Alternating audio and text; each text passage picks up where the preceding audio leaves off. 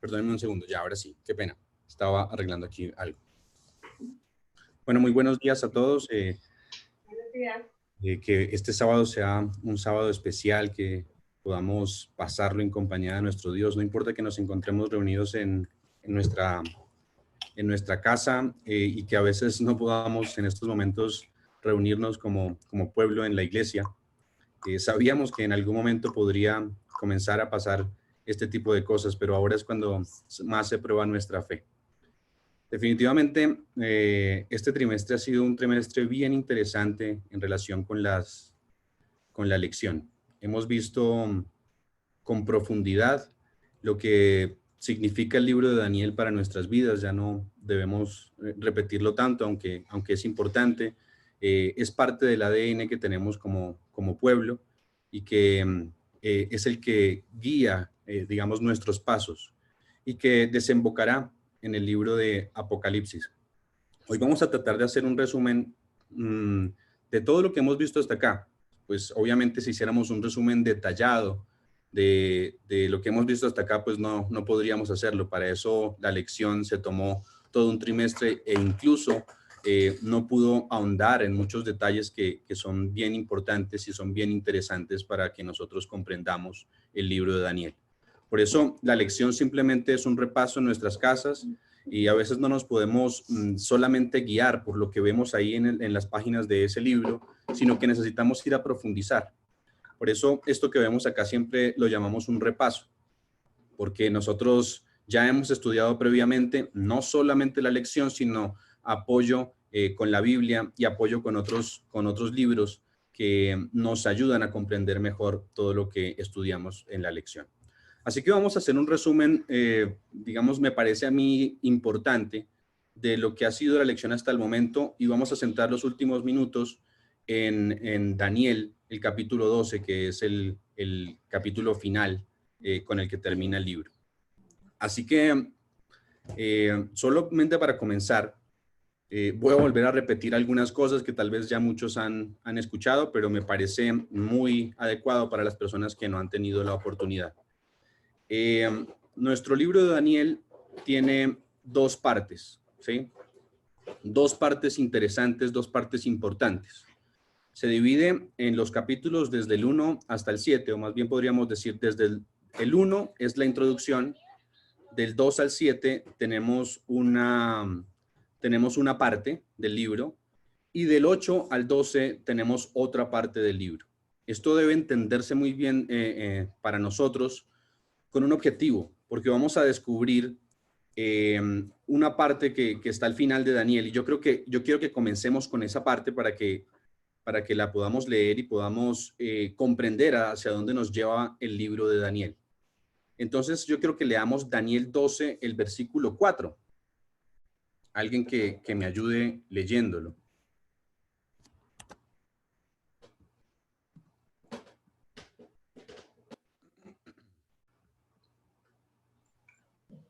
Pero tú, Daniel, cierra las palabras y sella el libro hasta el tiempo del fin. Muchos correrán de aquí para allá y la ciencia aumentará. Digamos que es un texto de inflexión en el libro, porque nos demuestra que Daniel es un libro que hasta el momento en el que estaba escrito en ese momento, y también hasta el tiempo del fin, que más adelante entenderemos un poco más, nos dice que es un libro que está sellado hasta el tiempo del fin, ¿sí? Eso quiere decir que es un libro que para ese momento, incluso para antes de 1798, no se debía comprender de manera completa, ¿sí? Como no se debía comprender de manera completa, entonces necesitamos ahondar en qué parte es la que está sellada de Daniel. Esa sería, digamos, nuestro objetivo para el libro de Daniel. ¿Qué parte es la que está sellada y que nos corresponde a nosotros que vivimos en el tiempo del fin? ¿Sí? ¿Qué parte es la sellada? Por eso entonces decimos se divide en dos partes. La primera parte desde el versículo 2 al versículo 7, lo hemos dicho varias veces, tiene una estructura específica que es una estructura de quiasmo, esa primera parte. Y la segunda parte, una parte que es una unidad, no son capítulos separados, es decir, el capítulo 8 no es diferente, diferente en su explicación, sí, pero no es diferente en su objetivo desde el capítulo 8 hasta el capítulo 12. En el capítulo, desde los capítulos 2 al 7, veíamos un tema central. Lo que primero nos quiere mostrar esta primera parte del libro de Daniel es que el mundo tiene algunos periodos digamos, está dividido en algunos periodos y nos muestra hasta que viene Jesús en el reino eterno. Así que si nosotros repasáramos Daniel 2, nosotros veríamos que tenemos una estatua, ¿no? Que es lo que vimos. La estatua que está dividida en 4 metales importantes y al final un metal mezclado con la arcilla o el barro cocido de alfarero. Entonces veíamos cómo en la interpretación el mismo ángel Gabriel, que es el que ha estado durante todo este periodo con Daniel tratando de explicar, después se le une pues Miguel tratando de pelear para que se cumpla la profecía, pero Gabriel es el que ha estado explicando, y mientras él explica entonces dice, bueno, tenemos la cabeza que es Babilonia, que está hecha de un metal de oro.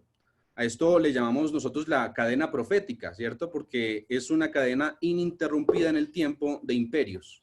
Entonces tenemos inicialmente a Babilonia con la cabeza, después tendríamos a Medo-Persia con el pecho y los brazos, después tendríamos a Grecia, que representa allí el bronce del vientre, después tendríamos a las piernas de hierro, que decíamos en varias ocasiones que estas piernas de hierro representan a Roma, pero también vemos en Daniel 2 que tiene tres etapas importantes que hay que notar aquí, porque teníamos hasta el momento Babilonia, Medo-Persia, Grecia y Roma comenzando. Pero Roma en sus piernas solamente tiene un material inicialmente, que es el hierro. Cuando hablamos de este material, hablamos de Roma como un imperio, la Roma imperial o la Roma pagana. Esa Roma imperial después va hasta los pies y se divide en 10 dedos. Esos 10 dedos pues representan a las tribus bárbaras de la que hemos hablado también en varias ocasiones y tiene su división allí, ¿sí? Se divide en 10 en el año 476 antes de Cristo y después de que se divide en 10 vemos que los pies están hechos de un material interesante que está en parte en barro cocido de alfarero y en parte en hierro también. Esto no es más, y pues digamos que hoy no vamos a profundizar porque lo hemos hecho durante todo el trimestre, pero esto no es más que la unión de una Roma imperial con la unión de una Roma papal, ¿sí? Una Roma dirigida por la religión, una Roma que ha intentado tomar el dominio de la Biblia y tomarla para sí mismo, ¿sí? Entonces vemos cómo Roma tiene 3 etapas y finalmente veíamos que caía una roca y esta roca representa allí el reino o la venida, inicialmente la venida de Cristo, finalmente esa roca se convierte en un monte que es el reino eterno de Cristo. Y así entonces finalizábamos Daniel 2. Daniel 2 nos daba esta perspectiva específica. Conforme nosotros avanzamos en cada uno de los capítulos de Daniel, nos damos cuenta que Dios siempre quiere buscar darnos una explicación para nuestros días, un ejemplo. Por eso dice, las cosas que se escribieron antes se escribieron para nuestro ejemplo. Y nos quiere dar un ejemplo de lo que nosotros como pueblo también debemos soportar. Entonces veíamos, por ejemplo, en Daniel 3 los hombres en el horno de fuego, una prueba que nosotros también tendremos que afrontar hacia el tiempo del fin y que el libro de Daniel nos va a decir que por no adorar a esa imagen que Nabucodonosor erigió, entonces el pueblo va a tener que ser perseguido hasta llegar hasta llegar a tener un tiempo de angustia. Pero en ese tiempo dice el ángel, el mismo Dios que está allí, el ángel de Dios, el Jesús, nos va a librar. Después hablábamos del capítulo 4. El capítulo 4 es un capítulo interesante, es un capítulo que nos habla específicamente de qué pasó cuando Nabucodonosor no quiso darle la gloria a Dios. Como Babilonia no quiso darle la gloria a Dios, que representa hoy todas las costumbres que nosotros tenemos, entonces Babilonia iba a caer si lo que hizo Dios es hacer todo lo posible para que el rey pudiera salvarse, para que el rey pudiera reconocer que Nabucodonosor, que Dios es el único rey de reyes y señor de señores. Así que tuvieron que pasar 7 tiempos sobre él, en el cual tuvo que ser reducido a una bestia, que tuvo que comer de lo que comían las bestias, hasta que reconoció que el único Dios verdadero es Dios.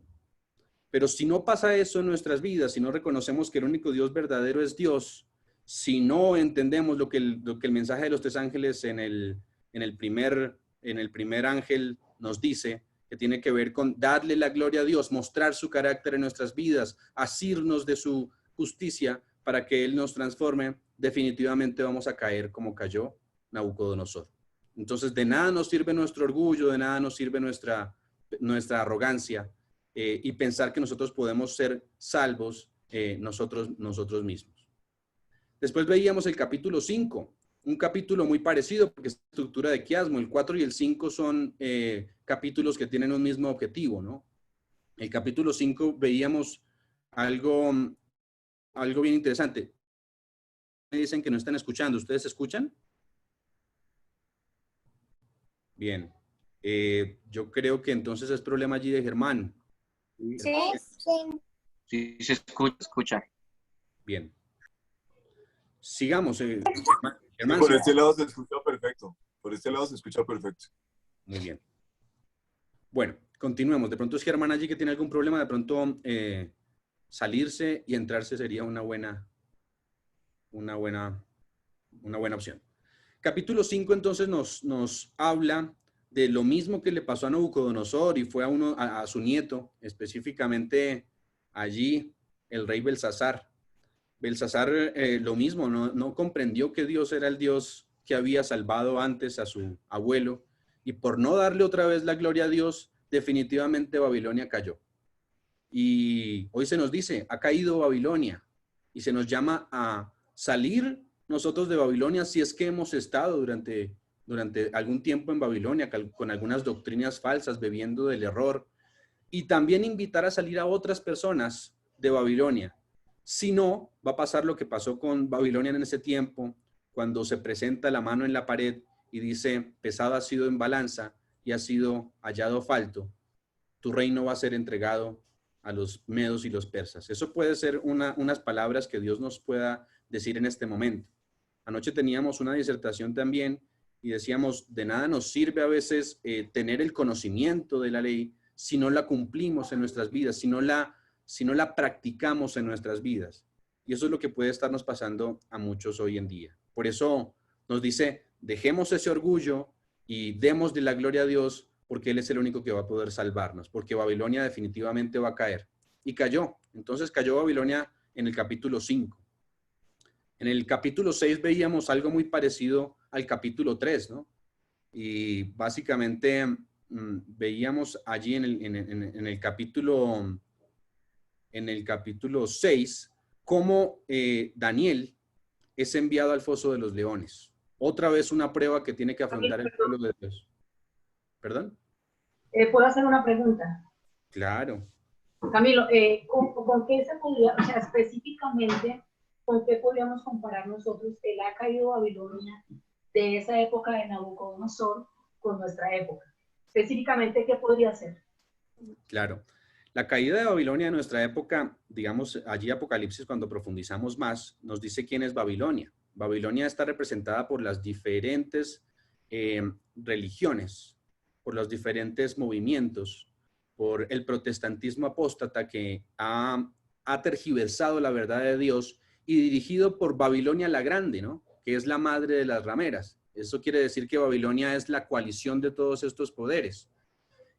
Babilonia va a caer, porque eso nos lo dice incluso el capítulo, pues cada uno de los capítulos nos está diciendo que Babilonia va a caer, pero al fin del tiempo va a caer, y nos lo especifica, por ejemplo, los versículos del 40 al 45, que a pesar de que Babilonia retome el poder, a pesar de que Roma inicialmente retome el poder y después con sus hijas se alíe, de todas maneras va a caer. Por eso específicamente el mensaje del segundo ángel nos está diciendo, salid de ella, pueblo mío, ¿sí?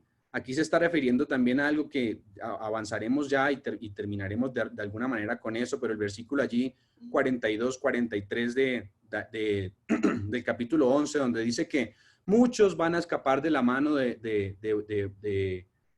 rey del norte, ¿sí? De Roma papal unida con sus poderes. Van a escapar de su mano muchos, y esos muchos son los que están saliendo de Babilonia para unirse. Este cumplimiento se dio inicialmente por allí por la década de 1830, 1800 más adelante, 1840, cuando las personas comenzaron a salir de las diferentes iglesias. Dentro de ellas, por ejemplo, Elena de White. Ustedes van a darse cuenta que Elena de White fue borrada de su iglesia, allí de los metodistas. Este cumplimiento se dio inicialmente, por eso ese mensaje se cumplió por primera vez en 1842, 1843, cuando comenzó a predicarse el mensaje de los tres ángeles, y entonces las demás personas, las personas que estaban en Babilonia, comenzaron a salir de sus iglesias. Pero este cumplimiento se va a volver a repetir. No en vano, el capítulo 18 de Apocalipsis vuelve a repetir, salid de ella, pueblo mío, porque ha caído Babilonia, ¿sí? Esta repetición dice, se une al mensaje de los tres ángeles, al segundo mensaje, y añadiendo los pecados que han pasado desde que se cumplió eso hasta nuestros días, ¿sí? Entonces Babilonia específicamente representa el error, sí, claro, lo hemos dicho varias veces, pero las diferentes religiones dirigidas por la madre de las rameras, que es Roma, haciendo que el error cunda por todo lado, ¿sí? Ese va a ser el cumplimiento final y que nosotros, sabiendo cuál es la verdad, estamos llamados a hacer que el pueblo salga de Babilonia, hacer que otros salgan.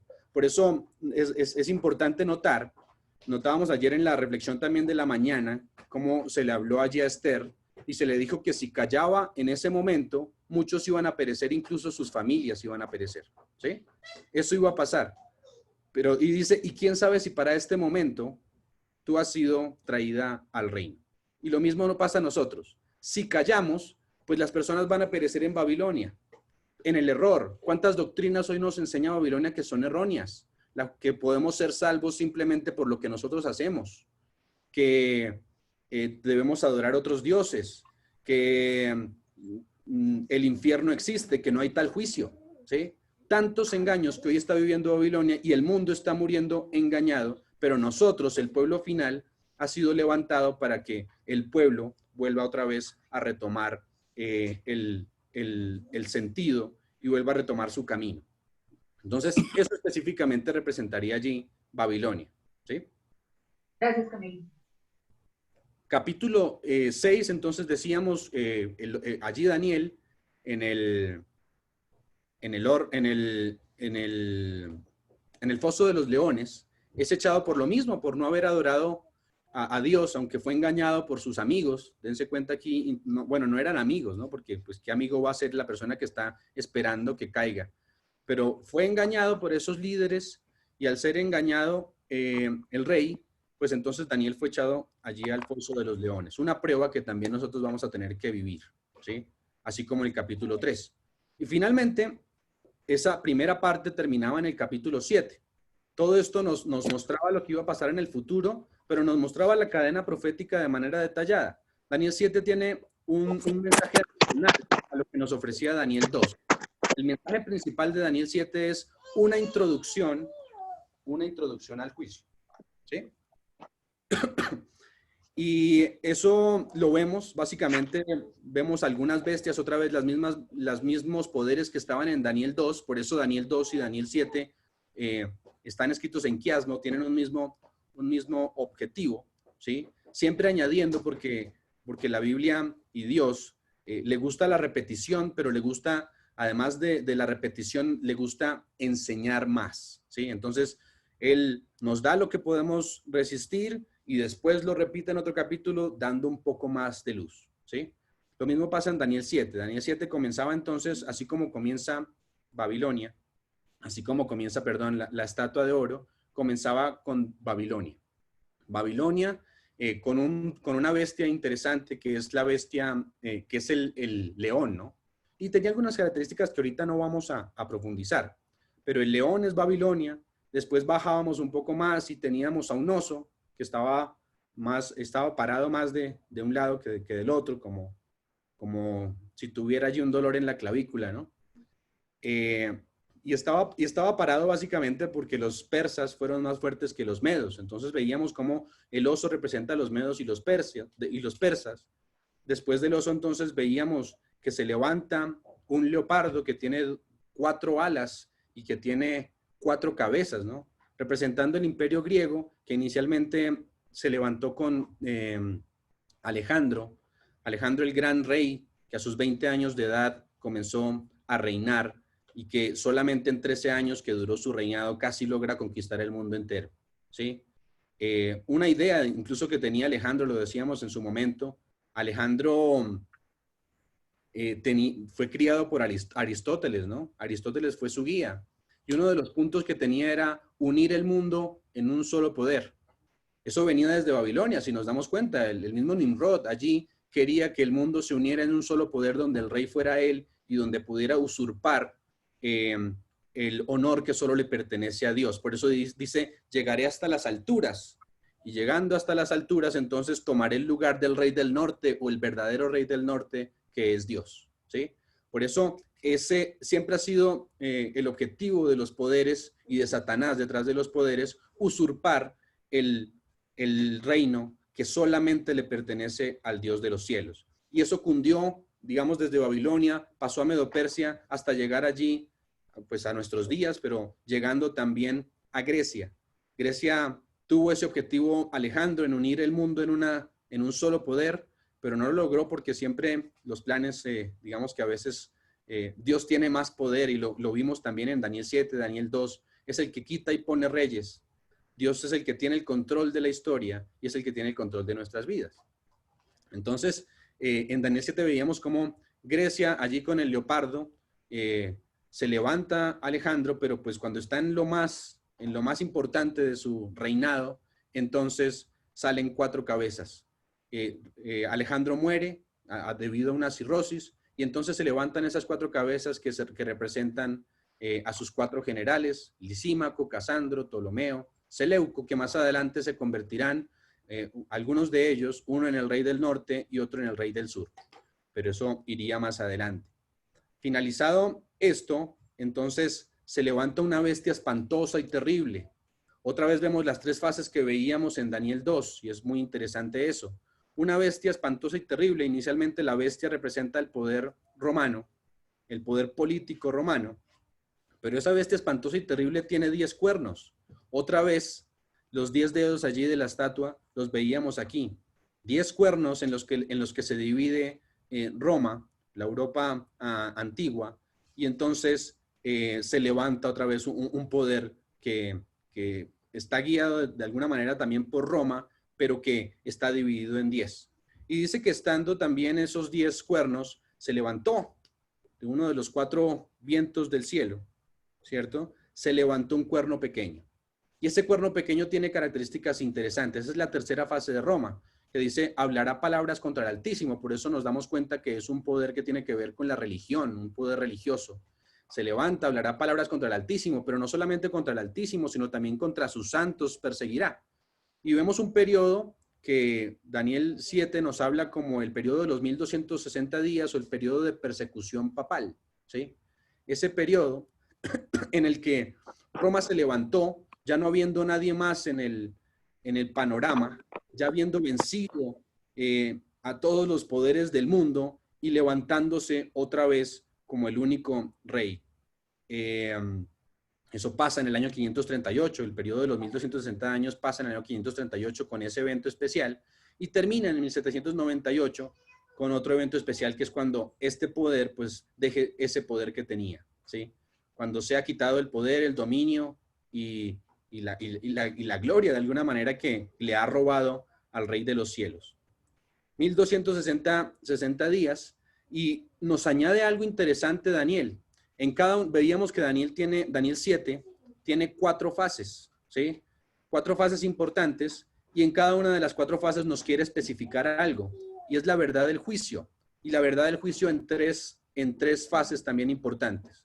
Esas 3 fases que necesitábamos comprender aquí, Daniel dice, después de que esto pasó, mientras yo contemplaba a ese cuerno pequeño, entonces, por otro lado, el juez se sentó y entonces los libros fueron abiertos. Entonces veíamos 3 fases de juicio aquí, ¿sí? Y decíamos que esas 3 fases tenían que ver con la fase inicial del juicio, que es la fase de investigación, cuando el libro se abre y entonces es necesario revisar los casos de los justos, ¿sí? Los casos de los justos en donde está escrito, salvados por fe, por la sangre del Cordero, ¿sí? Esos casos entonces se revisan allá. Pero decíamos, no acaba en esa fase se celebra en el cielo.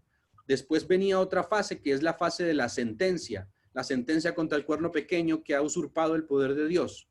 Esa fase de sentencia también se da en el cielo. Por eso en este momento nuestros casos están siendo revisados. En los casos de los justos, en este momento, desde 1844 comenzó a pasar allí los casos de los muertos justos, ¿sí? Y en algún momento del futuro pasará por los justos que estemos vivos, ¿sí?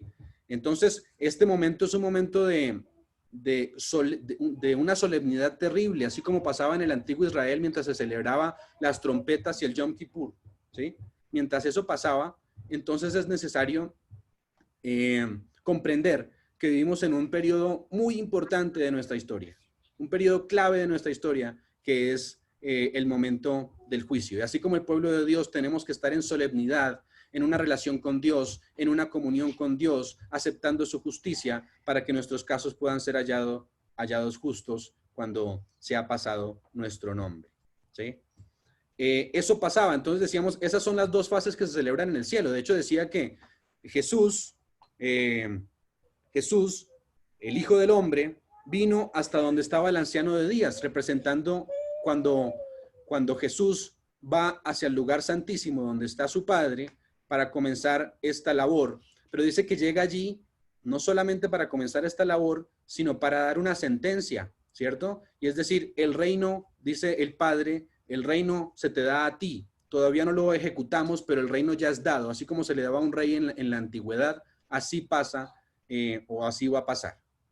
El reino se le da a Dios y también se le da a los santos del Altísimo, y entonces ya solamente faltaría, como lo narra Daniel 7, que venga Jesús con su reino eterno para ejecutar la sentencia. 3 fases del juicio: la investigación, la sentencia. Esas 2 primeras fases se dan en el cielo, y la última de las fases, que es la ejecución de la sentencia, que se da en la segunda venida del Señor.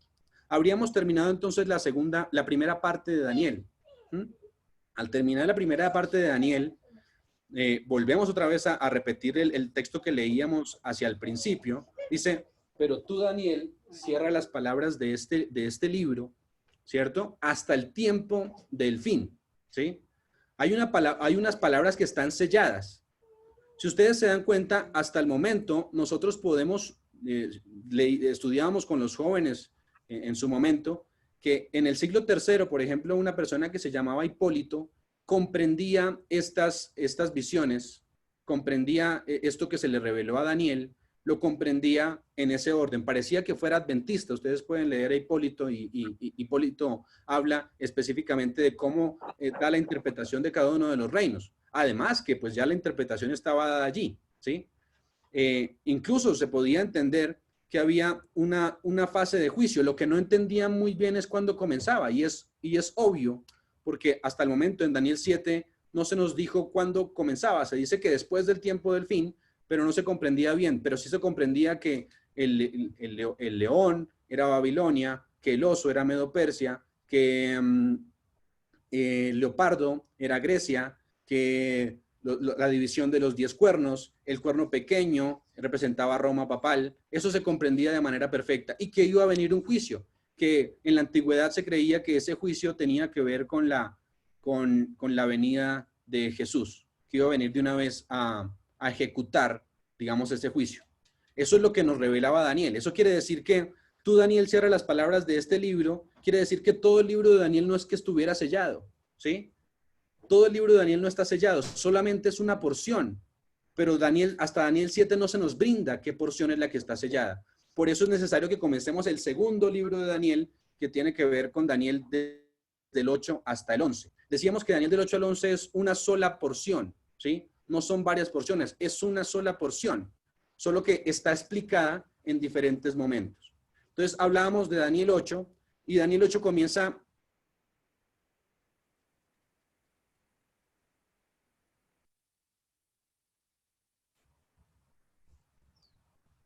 Camilo, Bueno, de pronto todos están muy atentos y no quieren...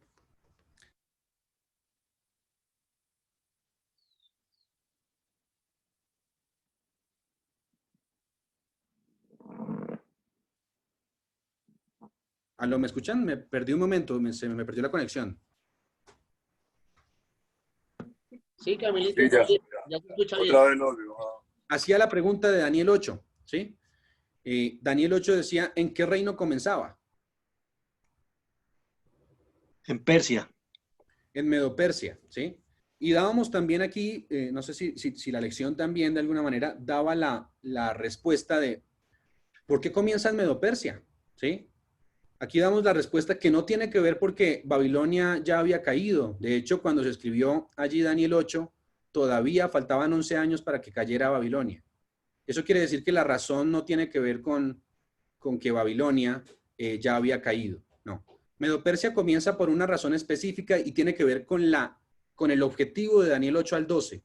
El objetivo de Daniel 8 al 12 tiene que ver con especificar más acerca del juicio que había dejado en Daniel 7, digamos que explicado de una manera muy breve, ¿sí?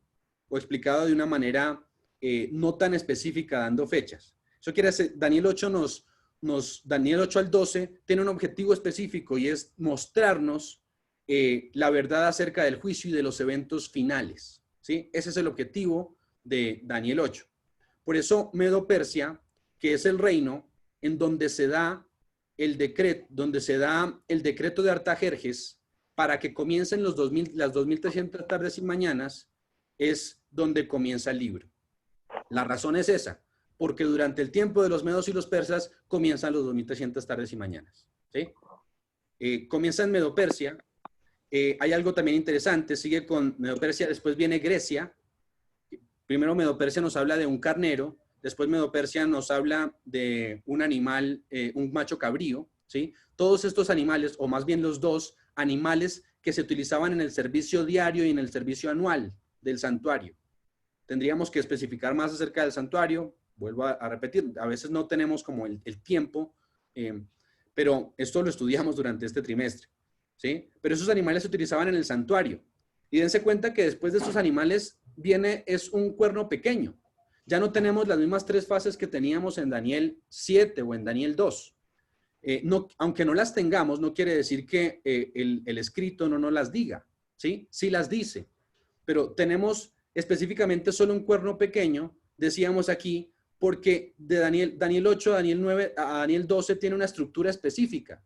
Y lo que quiere el ángel Gabriel, lo que quiere Dios a través de la revelación de Jesús, a través de la revelación al ángel Gabriel y después a Daniel, es que entendamos que el objetivo del libro tiene que ver con el juicio.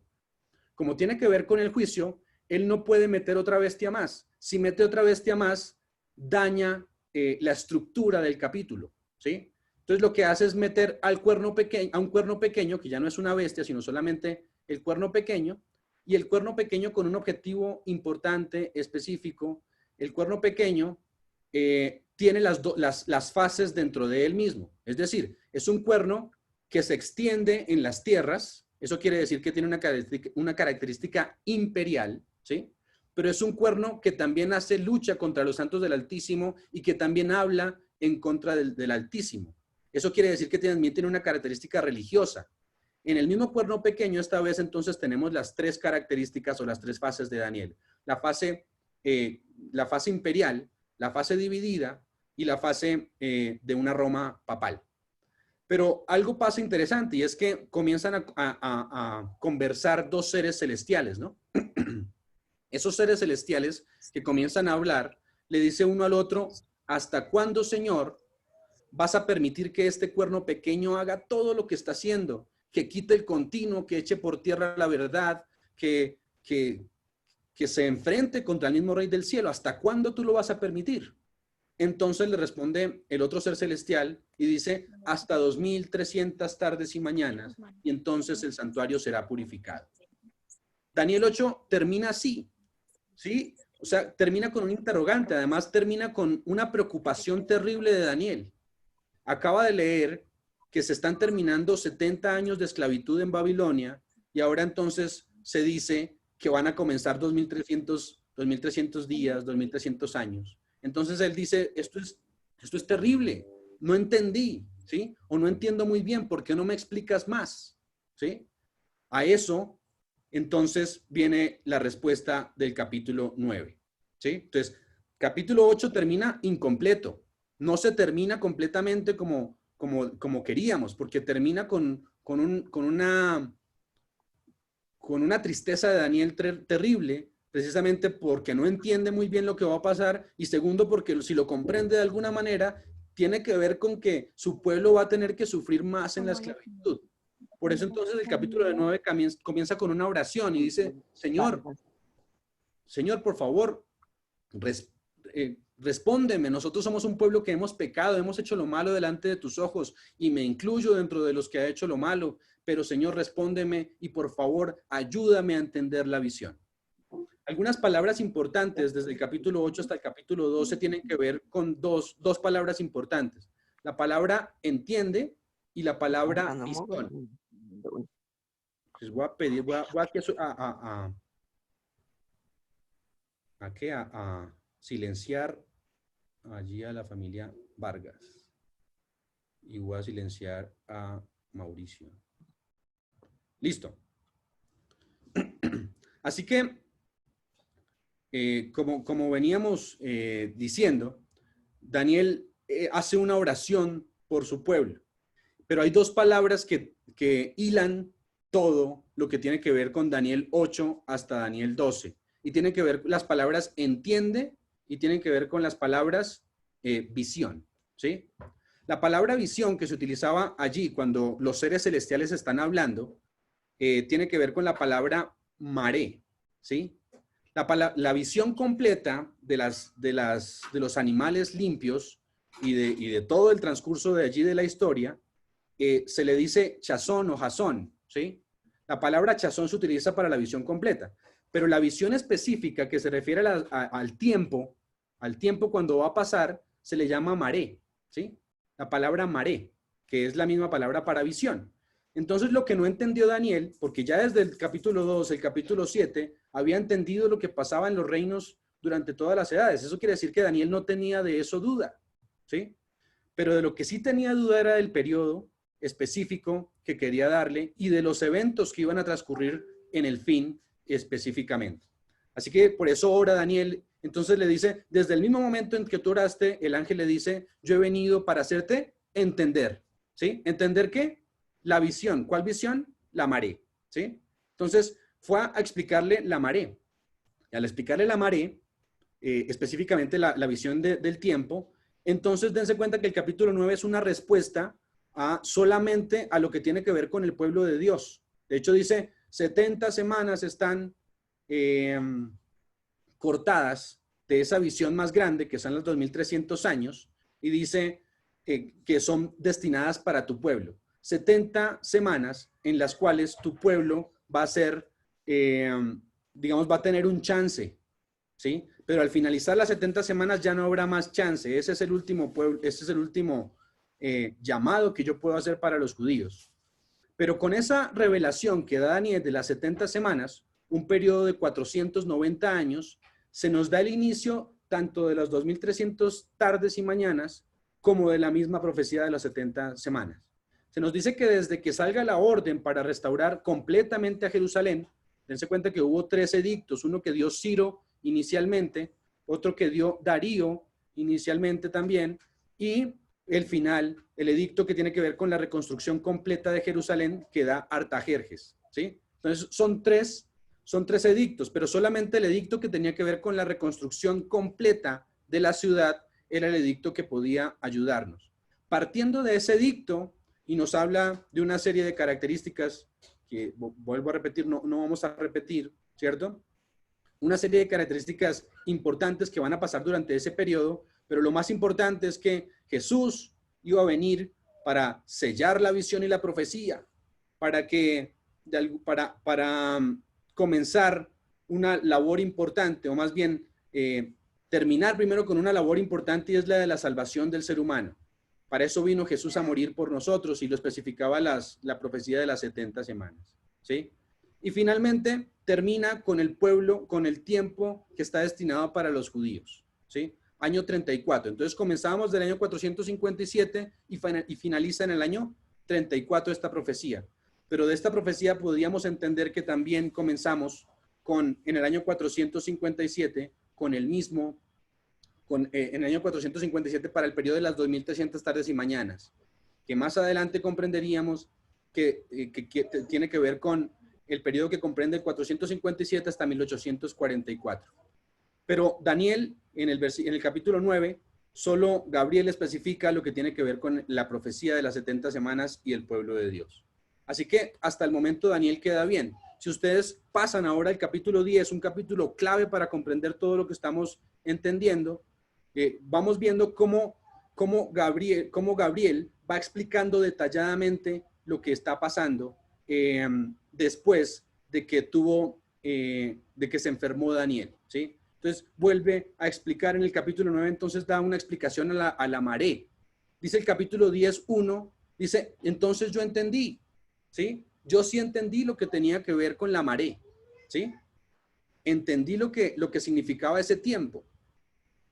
Pero dice más adelante también que Gabriel en el capítulo 10, a pesar de que digamos que Daniel entendió, dice en el versículo un poquito más adelante, creo que es el versículo 12, el versículo 14, se nos dice Daniel otra vez, pero bueno, yo ya entendí lo que tiene que ver con el pueblo de Dios, pero ahora quiero que me expliques un poco más porque quedaste inconcluso con lo que tiene que ver más específicamente con el tiempo, con el juicio que va a pasar después de los 2300 años y con lo que va a pasar con el pueblo de Dios después del tiempo del fin. Explícame un poco más porque eso sí no lo entendí. Y vuelve a decir, no entendí la visión, pero en este caso dice la jazón otra vez. Explícame más acerca de la jazón, es decir, de lo que quedó inconcluso en Daniel 8, explícame más aquí en Daniel 10. Y le pide eso. Entonces, lo que le responde Gabriel es, desde el momento en que tú oraste, Daniel, yo estuve luchando durante 21 días para que se cumplieran los edictos que dijimos en Daniel 9, ¿sí? Para que se cumpliera el edicto de que comenzara los 2300 años y por ende las 70 semanas. Entonces yo estuve orando para que eso pasara y luché contra el rey, dice contra el rey de Persia y contra los reyes de Persia. Dos cosas diferentes, ¿no? El rey de Persia significa allí Satanás, porque por un lado está Miguel, que es Jesús, luchando contra el rey de Persia, Satanás, para que se cumpla la visión. Inicialmente peleó Gabriel, pero Gabriel pues no tuvo la fortaleza completa para convencer y para pelear contra el rey de Persia. Así que llega Miguel a la ayuda y ayudando Miguel hace que se cumpla al menos el decreto inicial que tiene que ver con Ciro para la reconstrucción del templo solamente, ¿sí? Entonces, lucha con eso y logra que eso pase, pero dice, yo tengo que volver otra vez al rey de Persia y más adelante otra vez está el rey de Grecia.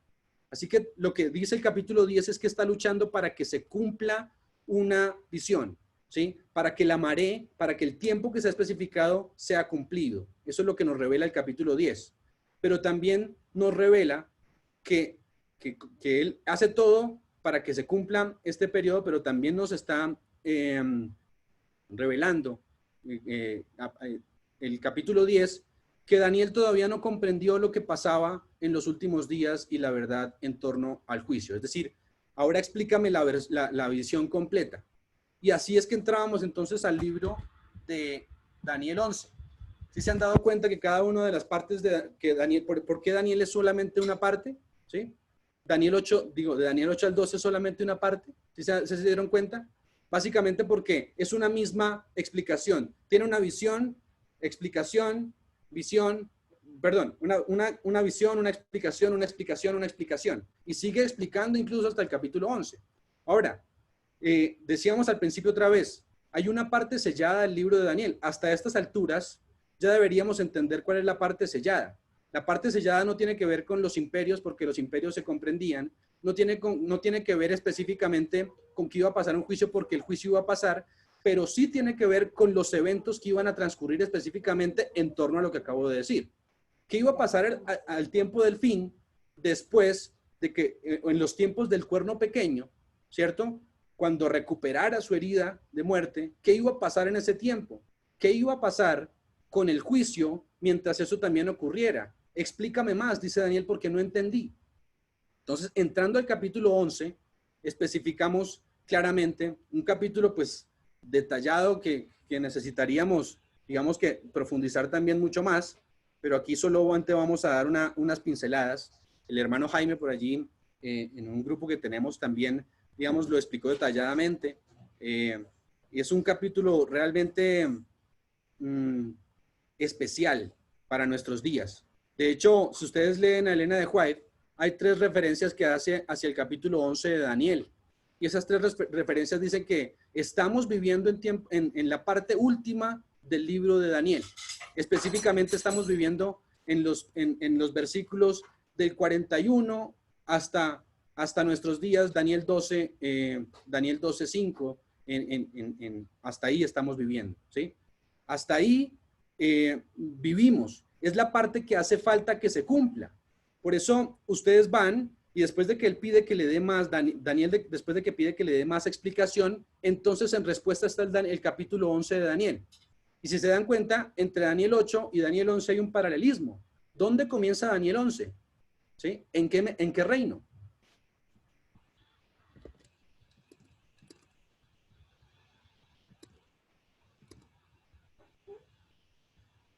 Están en mute si quieren. Bueno, voy a avanzar, no quieren responderme hoy, están... ¿Los medos? Sí, en los medos y los persas, ¿sí? Dice, aún habrá, dice el versículo 2, aún habrán 3 reyes en Persia, ¿sí? Y dice, y el cuarto se llenará de riquezas. 4 reyes que iban a suceder, ¿sí? De aquí en adelante. Después el mismo capítulo entonces nos explica que hay un rey valiente, que se levantará un rey valiente, que representa a Alejandro Magno. Después entonces nos habla de la división de los 4 generales, ¿sí? En las peleas entre el rey del norte y el rey del sur, donde estos 4 generales se dividen, ¿cierto? Se dividen el poder del mundo entero, donde Seleuco toma el norte, donde Ptolomeo toma el sur, donde Lisímaco toma Asia y donde Casandro toma lo que tiene que ver con Macedonia, estando allí en Grecia. Entonces se dividen el poder del mundo entero en 4, pero al final nos narra los versículos más o menos hasta el 22, cómo estos poderes se dividen, digamos que hay 2 de ellos que cesan su poderío completo, como lo son Lisímaco y Casandro, y entonces se convierten solamente en 2 reyes, el rey del norte y el rey del sur. Para entender Daniel 11 es importante entender su simbolismo, ¿sí? Hay un simbolismo que deberíamos comprender. Hay unos tips claves para comprender Daniel 11. Uno de ellos tiene que ver con lo que pasa antes de la cruz y lo que pasa después de la cruz. Antes de la cruz, lo que se narra en Daniel 11, lo que se narra en la profecía, antes de la cruz, es literal. Entonces, si tenemos un rey del sur, el rey del sur es Ptolomeo, o los Ptolomeos específicamente. Si tenemos un rey del norte, son los Seleucidas, ¿sí? Toda la dinastía seleucida, ¿sí? Pero ¿qué pasa después de la cruz? Una vez Cristo muere, pues todo ahora se convierte en simbolismo. ¿sí? Un simbolismo que tiene que ver con los poderes iniciales. Entonces tendríamos un rey del sur que ya no simbolizaría Egipto, ¿sí? Ese rey del sur, ya lo veríamos en el capítulo, en el versículo 40, que representa a un poder que incluso Apocalipsis nos narra en el capítulo 11 de Apocalipsis, que nos dice que Egipto es la misma ciudad que, o más bien, nos habla de una ciudad que en un sentido espiritual es Egipto y también en un sentido espiritual es Sodoma, hablando de lo que pasa con la Revolución Francesa y con la herida de muerte que recibe el papado a final de los 1260 días, ¿sí? En ese periodo, en el periodo de 1798, pero antes de llegar ahí, quiero avanzar hasta llegar a este punto, hasta ese punto y digamos que ser un poquito más claro, ¿sí? Entonces, teníamos hasta el momento que el rey del sur y el rey del norte se dividen los poderes. Si seguimos avanzando en Daniel 11, llegamos, por ejemplo, al versículo 22, donde se nos habla de la Roma pagana, diciendo que barrerá con el príncipe del pacto, ¿sí? Hablando de cómo Roma pagana entra en el escenario. Después el versículo, por ejemplo, 31, nos habla ya de la Roma papal, que quitará el continuo, ¿cierto? Y establecerá la abominación asoladora, y que pasarán 1260 años. El versículo 31 hasta el versículo 39 nos habla específicamente del periodo de supremacía papal de los 1260 años. Hasta ahí había quedado Daniel, ¿sí? A Daniel se le había explicado hasta ahí.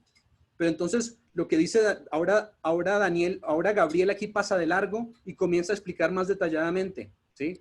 Y al pasar de largo nos damos cuenta que caemos en el versículo 40. Ahora sí, cayendo en el versículo 40, dice, pasaron los 1260 años, y el versículo 40, ¿cómo comienza diciendo? Si ustedes lo leen. 11:40, Daniel 11:40.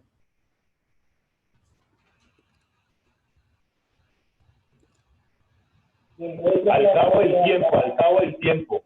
Al cabo del tiempo. Entonces la pregunta sería, ¿de cuál tiempo? ¿Cierto? Al cabo del tiempo, ¿qué pasaría?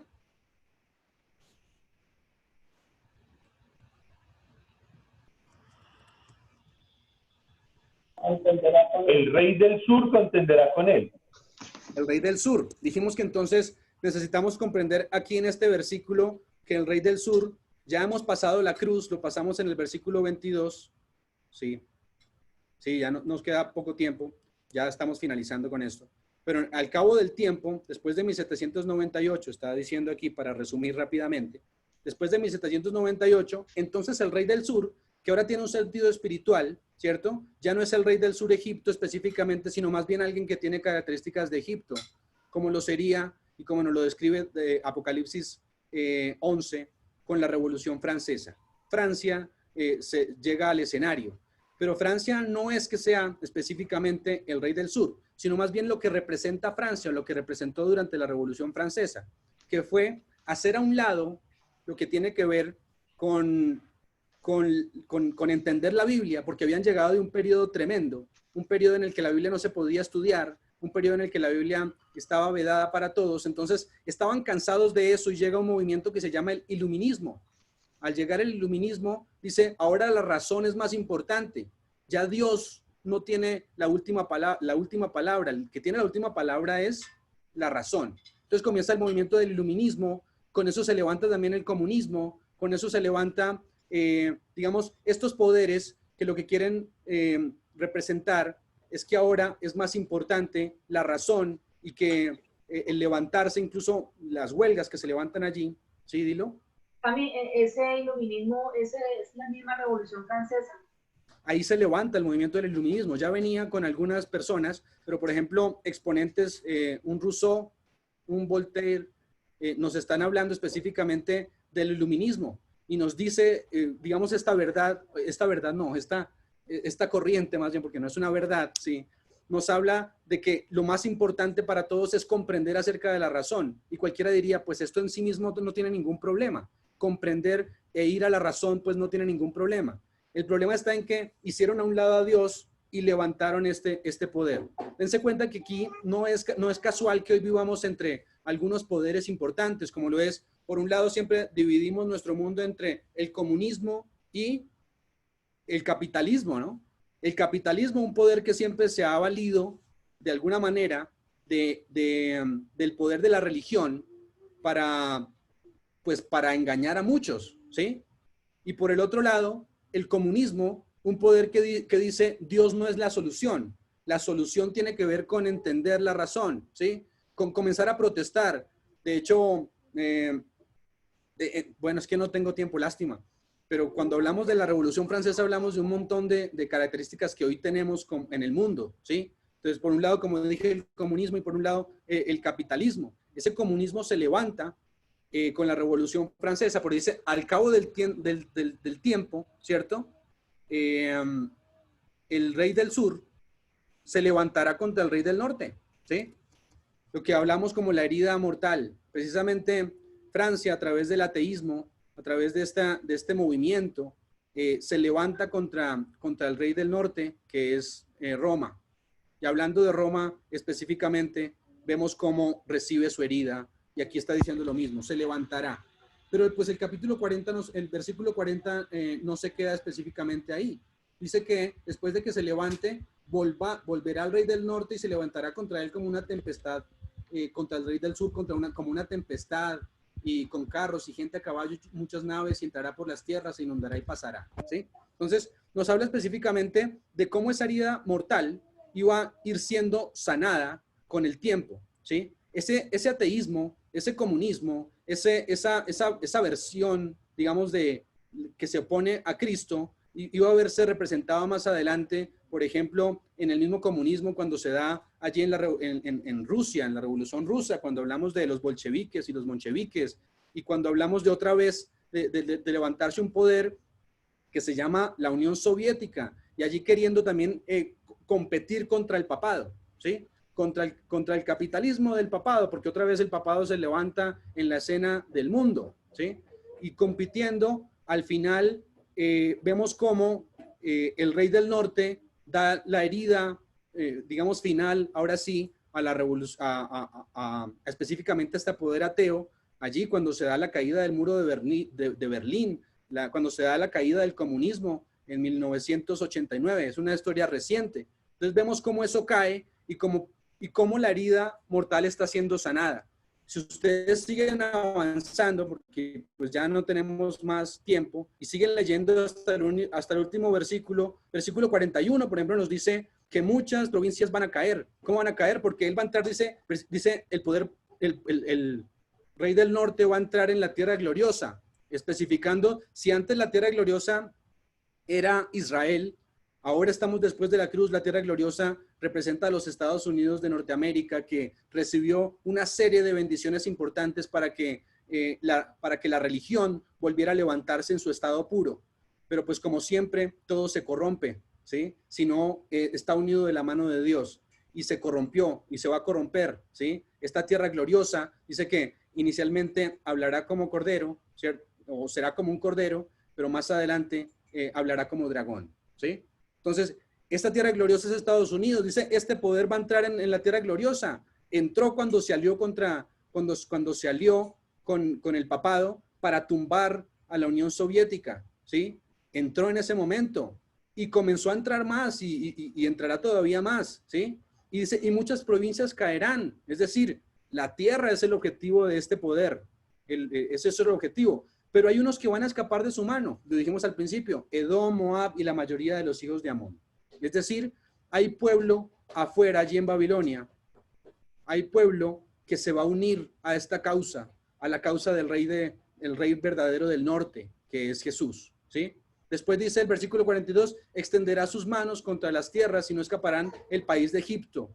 Finalmente, se encargará del mundo entero. Solamente unos pocos escaparán, ¿cierto? Gracias al mensaje que nosotros demos. Y dice, el versículo 43, se apoderará de los tesoros de oro, de plata y de todas las cosas preciosas de Egipto y de los de Libia y de los de Etiopía. Eso quiere decir, el mundo entero será de poderío de Roma papal. Con la Camilo. Sanada. Sí, señor. Camilo, buenos días, hermano. Le habla Germán. Y yendo un poquito y haciendo un poquito de memoria en el versículo 41, cuando tú decías entrará en la tierra gloriosa, estamos hablando del Rey del Norte.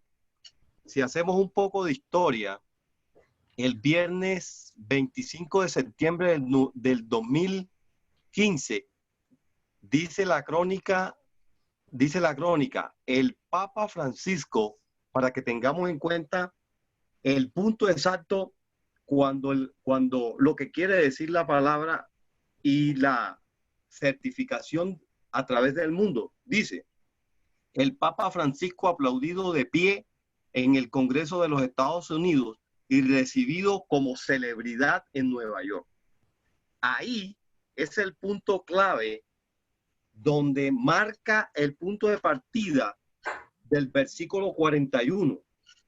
Vemos una cosa, nosotros no nos alcanzamos a ver cómo es ese acontecimiento, pero esto es bastante significativo, que el Papa Francisco no entra como hombre, entra como un poder que representa a quién, que representa a la organización a la que él representa. ¿Y cuál es? El Vaticano.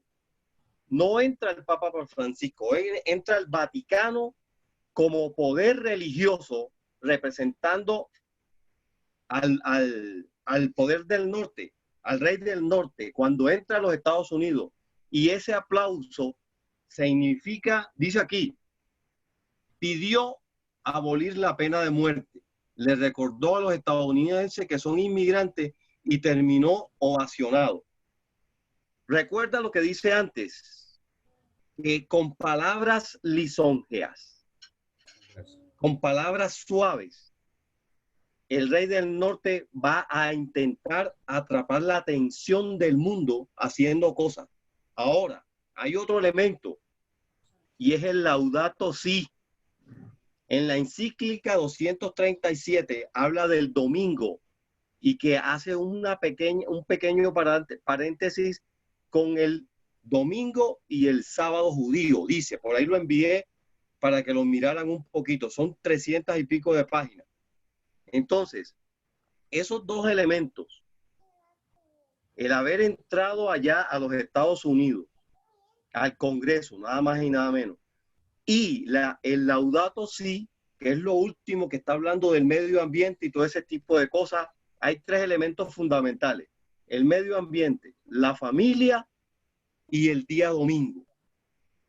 ¿Qué se está buscando? Lo que está diciendo, lo que tú estás diciendo, Camilo, lo que la profecía nos está diciendo. Hay un aspecto importante que tú mencionabas, y era, ¿en qué momento de la historia estamos? ¿Cuántos versículos desde el principio hasta el día de hoy, cuántos versículos nos quedan para el tiempo del fin? O sea, para la venida de Cristo a esta tierra. Bueno, nos hacen falta los cuatro versículos desde el versículo 41 al versículo 44 de Daniel 11.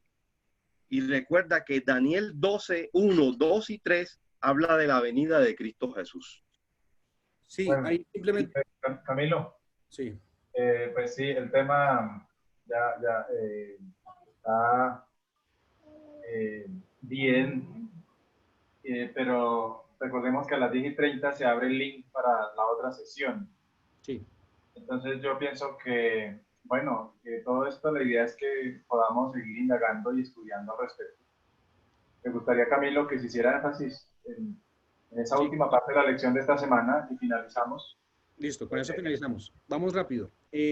Miren, hay algo importante sobre lo que dijo Germán, simplemente para no dejarlo pasar. La entrada del Rey del Norte en la Tierra Gloriosa en Estados Unidos no se da específicamente en el 2015. Viene dándose desde que recibe la herida de muerte, desde de a poquitos, ¿sí? Incluso se consuma en 1989 con la caída del muro de Berlín, porque si ustedes ven en la revista allí, por ejemplo, en el periódico de los Estados Unidos, el Times, ustedes se van a dar cuenta que hay se unen allí estos poderes para acabar con la Unión Soviética, ¿sí? Ahora, Sigamos aquí adelante. Versículo 44 dice, pero noticias del oriente y del norte lo atemorizarán y saldrán con ira para destruir y matar a muchos. Estas noticias son interesantes. Del oriente, no tengo tiempo para mostrárselos, pero del oriente viene la noticia del sellamiento. El capítulo 7 de Daniel dice un ángel viene del oriente, ¿sí? O sea, viene la noticia del sellamiento. Además de la noticia del sellamiento dice del norte. El capítulo 18 dice del norte viene el mensaje de salid de ella, pueblo mío. Esas noticias del oriente y del norte, dice, lo atemorizarán y dice, y saldrán con gran ira para destruir y matar a muchos. El tiempo aquí de angustia, y plantará sus tiendas, sus palacios, entre los mares, entre las personas y entre el monte glorioso, ¿sí? Nos estamos refiriendo al pueblo de Dios, monte glorioso y santo. Es decir, va a plantar sus tiendas para estar listo para atacar allí al monte glorioso y santo, al pueblo de Dios.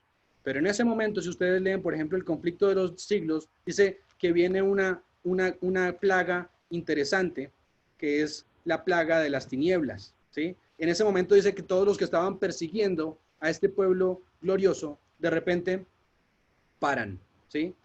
Paran con la ira que tenían. Y dice, más adelante llegará su fin y no habrá quien le ayude, ¿sí?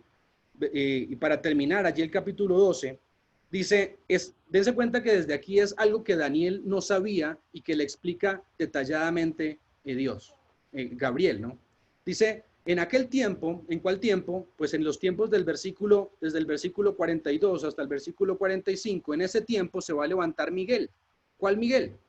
Jesús, el gran príncipe que está de parte de los hijos de tu pueblo, y entonces comenzará el tiempo de angustia. Ese levantará Miguel quiere decir que se le va a levantar como rey. Lo hemos entendido varias veces, lo hemos explicado en algunos momentos. El levantarse, normalmente aquí en la Biblia, en el capítulo 11 mismo lo vemos, por ejemplo, con Alejandro, cuando habla de se levantará un rey valiente, dice, significa que se va a levantar un rey. En este caso esto también significa que Miguel va a dejar ahora sus vestiduras que eran de sacerdote para tomar las vestiduras de rey. Entonces, en ese tiempo se acabará el tiempo de gracia, ¿sí? Ya no hay tiempo de gracia. Dice, en aquel tiempo se va a levantar Miguel, el gran príncipe que está de parte de los hijos de tu pueblo, y va a ser tiempo de angustia. La angustia de Jacob y también una angustia terrible que vive el mundo entero por las plagas, ¿sí? La angustia de Jacob para los hijos de Dios, pero la angustia en general para el mundo entero. Dice, cual no fue desde que hubo gente hasta entonces, pero en aquel tiempo, y esta es la esperanza que tenemos desde siempre, dice, será libertado tu pueblo, todos los que estén escritos en el libro de Dios. Y viene algo interesante, bajo la séptima plaga, ¿sí? Dice, el terremoto que hay allí en la séptima plaga, dice, y muchos de los que duermen en el polvo de la tierra serán despertados, unos para vida eterna y otros para vergüenza y confusión perpetua. Hablando aquí de la resurrección especial.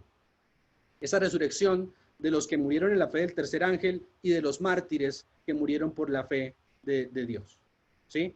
Entonces, se van a levantar para ver venir a Jesús, pero también levantar algunos de los que se encargaron de hacer que Jesús tropezara y que se encargaron de decir que él no era. Ahora, dense cuenta que la palabra clave, los entendidos, la pregunta sería, después de todo lo que vimos, ¿los entendidos en qué? ¿Sí? En la profecía, y no solamente en la profecía, en la porción que estaba sellada, ¿sí? En esa porción que estaba sellada, los entendidos en Daniel, pero Daniel en la porción que está sellada, que tiene que ver con el juicio y los eventos finales, esos son los que van a resplandecer como el resplandor del firmamento. La porción que fue sellada no fue todo el libro de Daniel, fue solamente una porción que está en el capítulo del 8 al 12 y la porción que tiene que ver con los eventos finales y la porción que tiene que ver con el juicio final específicamente. Por eso dice, esos entendidos van a resplandecer como las estrellas en el firmamento. Sí, señor. Una pregunta, es que en el versículo 12 y 13 habla de los que esperen 1335 días. Sí. Vamos por allá. Listo. Pero lo voy a hacer por arriba, ¿no? Solamente por encima. Y los que y los que enseñan la justicia a la multitud como las estrellas a la perpetuidad. Pero mire lo que dice aquí. Pero tú, Daniel, cierra las palabras y sella este libro. ¿Hasta cuándo? ¿Cuál libro? La parte que estaba sellada, ¿sí? ¿Hasta cuándo? Hasta 1798, el tiempo del fin, porque muchos aquí para allá, esto lo explicamos en algún otro momento, quiere decir, entenderán la profecía, entenderán la palabra de Dios. Para allá, decir que estarán ávidos de conocer la palabra de Dios, y la ciencia, que tiene que ver con el estudio, el conocimiento de Dios, ¿cierto? Y lo que tiene que ver con la profecía, aumentará. Versículo 5, yo Daniel miré, y aquí otros dos que estaban de pie, uno a un lado del río y otro hacia el otro lado. Dice, le pregunto uno al otro, ¿cuándo será el fin de estas maravillas? Y la respuesta es, dice, cuando se acabe en el versículo 7, cuando se acaba de la dispersión del poder del pueblo santo, todas estas cosas serán cumplidas. O sea, la dispersión tiene que ver con, mientras el pueblo santo fue perseguido, mientras el pueblo santo fue digamos que este poder estuvo pasando por encima, ¿cierto? Mientras ese poder, que eso pasó del 538 a 1798, mientras esto pase, entonces, ahí es donde va a terminar, cuando se termine esa dispersión, entonces estas maravillas van a comenzar a pasar. 1798, entonces el tiempo del fin. Y aquí vuelve a decir, el versículo 8, mire, Daniel otra vez diciendo, y yo oí, mas no entendí, otra vez no, ¿sí? ¿Y qué no entendió?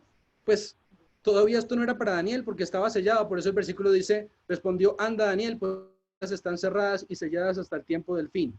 Muchos van a ser limpios en el tiempo del fin, emblanquecidos y purificados. Los impíos procederán impíamente y ninguno de los impíos entenderá, pero los entendidos otra vez, ¿en qué? En las profecías comprenderán. Y desde el tiempo que se ha quitado el continuo, año 508, con el bautismo de Clodoveo y cuando prestara sus tropas para ayudar a que el Papa terminara con las últimas dos tribus, desde ese año que se ha quitado el continuo hasta la dominación desoladora, hasta que se ponga la dominación desoladora, habrán 1290 días, 508 hasta 1798. Versículo 12, bienaventurado el que espere. ¿Por qué bienaventurado el que espere y llegue a 1335 días? Comenzando también en el año 508 y terminando en 1843, todos los que participaron en la obra del mensaje de los tres ángeles que dieron este mensaje van a ser bienaventurados. ¿Por qué? Porque van a resucitar en la resurrección especial, porque ellos fueron los que dieron este último mensaje al mundo. O sea que nos está hablando a nosotros como pueblo. Y le dice Daniel finalmente, versículo 13, y tú irás hasta el fin y te levantarás para recibir tu heredad al fin de los días. ¿Sí? Pues, sí, no siempre se tiene, pero digamos que es el momento importante que nosotros hemos esperado durante tanto tiempo. Estamos viviendo en momentos en los que los entendidos resplandecerán. Necesitamos comprender que solamente los que entiendan las palabras de esta profecía van a ser limpios y emblanquecidos. Los que estén de parte de Dios, cuando todas las cosas estén siendo complicadas, cuando pareciera que la única esperanza que tenemos es confiar en el Señor, en ese momento, entonces los entendidos van a resplandecer. No tiene que ver con comprender específicamente que desde el año 508 hasta el año 1798 es un periodo y que el otro viene desde el 508 hasta 1843, pero tiene que ver con una experiencia en nuestra vida de lo que quiere decir estos versos para nosotros, que el juicio está pasando, que además de que el juicio está pasando van a venir momentos difíciles, pero los entendidos sabrán, así como dice el Salmo, lámpara es a mis pies tu palabra y es lumbrera a mi camino. Bueno, Camilo, pienso que el resumen de todo, Daniel, estuvo muy completo. Agradecemos al Señor por todas las directrices y los lineamientos que usted colocó. Y bueno, que podamos ser esos entendidos que comprendamos los tiempos que estamos viviendo y podamos ser usados por el Espíritu del Señor para enseñar a los demás. Gracias. Nos hemos tomado ya 5 minutos de la segunda sección. Apreciados hermanos, todos los que están conectados, queremos invitarles nuevamente para que se cierre esta sesión. El hermano Camilo compartió otro link y vamos a participar de ese momento de oración y de testimonio también. Y finalmente nos accederemos al tercer y la última sesión de la mañana para escuchar el sermón. Así que vamos a orar, vamos a pedirle rápidamente al hermano Germán, por favor tenga una oración para cerrar la escuela sabática. Hermano Germán, ¿nos escucha? Sí, pastor, aquí atento, fuerte y Por claro. favor, al punto, gracias. Oramos. Bendito Dios y Señor de los cielos, para ti sea el poder, honra, gloria y alabanza por los siglos de los siglos. Amantísimo Dios y Padre, en el nombre de tu Hijo amado Jesús de Nazaret, en el nombre del Cordero de Dios que quita el pecado del mundo, te damos gracias, Señor, porque para siempre es tu misericordia. Gracias, Padre, por tu palabra. Gracias por la profecía que nos muestra el futuro y nos muestra el punto exacto donde nos encontramos en este momento. Señor, pedimos que tu Santo Espíritu con poder sea derramado sobre las redes sociales y sobre todos aquellos que están escuchando esta oración. Bendícelos, guárdalos, protégelos, ayúdalos y permite que tu Santo Espíritu con poder sea derramado sobre nosotros y nuestras familias. Ayúdanos y te colocamos en el nombre de Jesús, Señor, toda esta actividad que a continuación preside. Padre, te lo pedimos sin merecerlo, pero lo hacemos en Cristo Jesús.